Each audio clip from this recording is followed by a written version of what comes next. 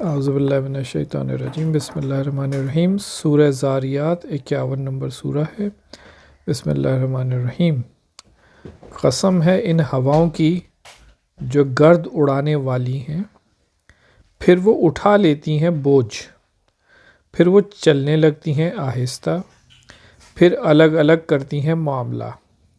بے شک تم سے جو وعدہ کیا جا رہا ہے وہ سچ ہے، اور بے شک انصاف ہونا ضرور ہے۔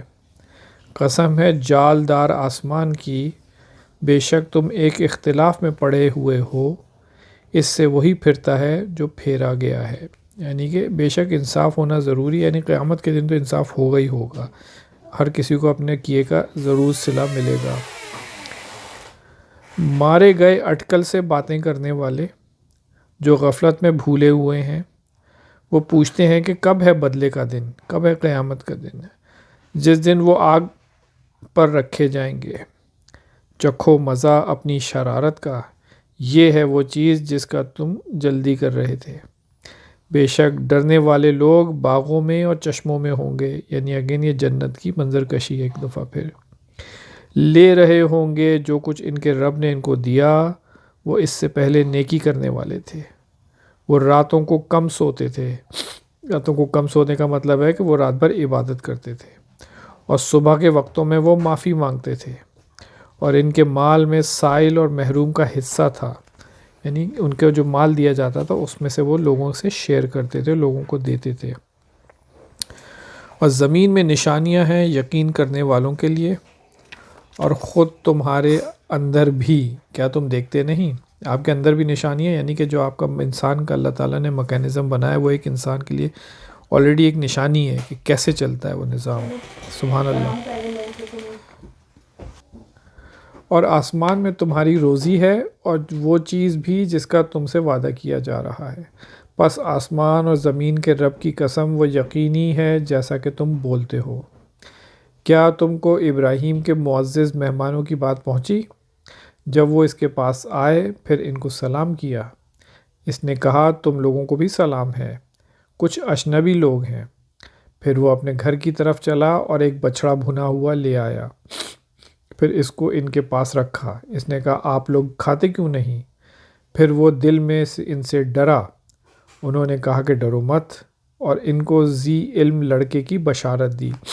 حضرت ابراہیم علیہ السلام کو ان کے بیٹے کی بشارت دی کہ آپ کو ایک اللہ پاک ایک بیٹا دے گا جو کہ وہ بھی نبی ہوگا۔ پھر اس کی بیوی بولتی ہوئی آئی، پھر ماتھے پر ہاتھ مارا اور کہنے لگی میں بوڑھی اور بانجھ ہوں۔ تو جو ہے وہ ان کی بیگم نے کہا کہ میں تو بہت بوڑھی ہوں، مجھے کیسے بچہ ہوگا؟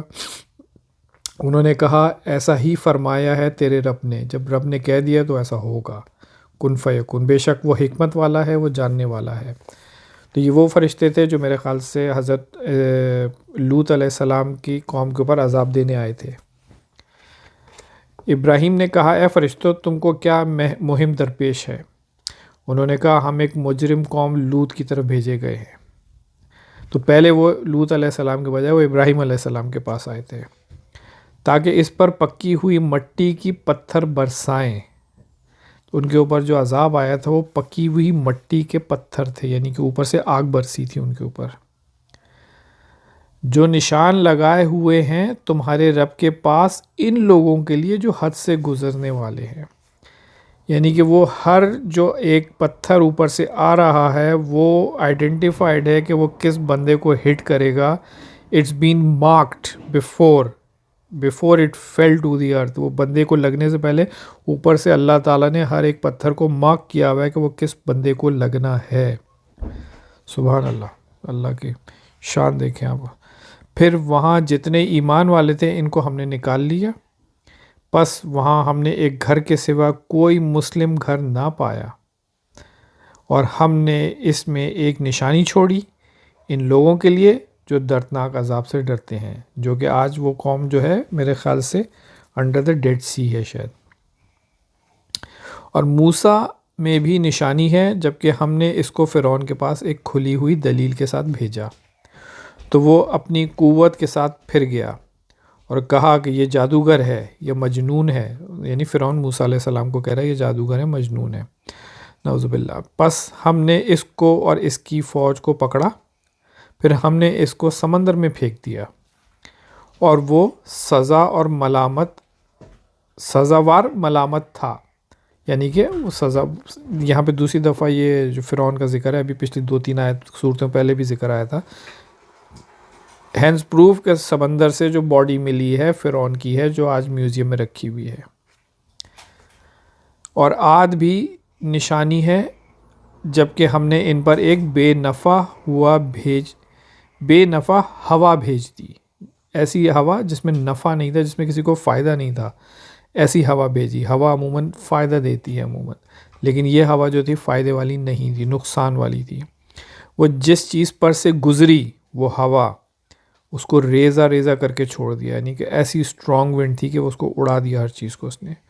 اور سمود میں بھی نشانی ہے، جبکہ ان سے کہا گیا کہ تھوڑی مدت تک کے لیے فائدہ اٹھا لو. پس انہوں نے اپنے رب کے حکم سے سرکشی کی، پس ان کو کڑک نے پکڑ لیا، اور وہ دیکھ رہے تھے، پھر وہ نہ اٹھ سکے اور نہ اپنا بچاؤ کر سکے. اور نوح کی قوم کو بھی اس سے پہلے بے شک وہ نافرمان لوگ تھے. اور ہم نے آسمان کو اپنی قدرت سے بنایا، اور ہم کشادہ کرنے والے ہیں. اور زمین کو ہم نے بچھایا، پس کیا ہے ہم خوب بچھانے والے ہیں. اور ہم نے ہر چیز کا جوڑا جوڑا بنایا ہے تاکہ تم دھیان کرو. پس دوڑو اللہ کی طرف، میں اس کی طرف سے ایک کھلا ہوا ڈرانے والا ہوں. اور اللہ کے ساتھ کوئی اور معبود نہ بناؤ، میں اس کی طرف سے تمہارے لیے کھلا ہوا ڈرانے والا ہوں. اسی طرح ان کے اگلوں کے پاس کوئی پیغمبر ایسا نہیں آیا جس کو انہوں نے ساحر یا مجنون نہ کہا ہو. کیا یہ ایک دوسرے کو اس کی وصیت کرتے چلے آ رہے ہیں؟ بلکہ یہ سب سرکش لوگ ہیں. پس تم ان سے اعراض کرو، تم پر کچھ الزام نہیں، اور سمجھاتے رہو، کیونکہ سمجھانا ایمان والوں کو نفع دیتا ہے. اور میں نے جن اور انسان کو صرف اسی لیے پیدا کیا ہے کہ وہ میری عبادت کریں. ابھی اللہ کہہ رہا ہے میں ان سے رزق نہیں چاہتا، اور نہ یہ چاہتا ہوں کہ وہ مجھ کو کھلائیں. بے شک اللہ ہی روزی دینے والا ہے، زوراور ہے، زبردست ہے. پس جن لوگوں نے ظلم کیا، ان کا ڈول بھر چکا ہے جیسے ان کے ساتھیوں کے ڈول بھرے تھے، پس وہ جلدی نہ کریں. پس منکروں کے لیے خرابی ہے ان کے اس دن سے جس کا ان سے وعدہ کیا جا رہا ہے. یہاں پہ سورہ زاریات جو 51 سورہ ہے وہ ختم ہوتی ہے. جزاک اللہ خیر.